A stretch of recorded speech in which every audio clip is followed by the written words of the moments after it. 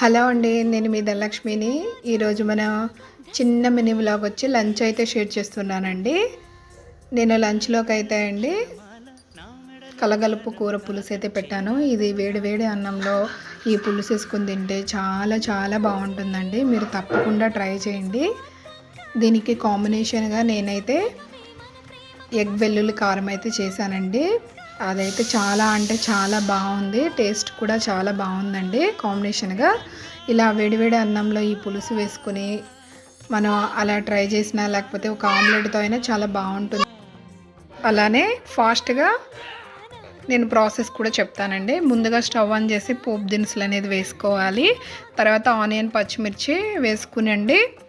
అవి వేగిన తర్వాత టమాటా వంకాయ కూడా వేసుకోవాలండి. వంకాయ మీకు నచ్చితే వేసుకోండి, లేకపోతే లేదు. తర్వాత మనం కొంచెం ఉప్పు వేసుకుని మగ్గపెట్టుకోవాలి.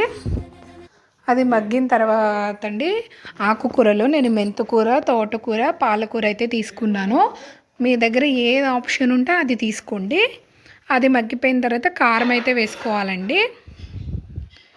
కారం వేసుకుని కొంచెం మగ్గపెట్టుకున్న తర్వాత పులుసు పోసుకోవాలి. తర్వాత అంతేనండి, ఇంకా కొంచెం తిక్కుగా అయ్యేంత వరకు ఉడకపెట్టుకుంటే కూర అనేది రెడీ అండి.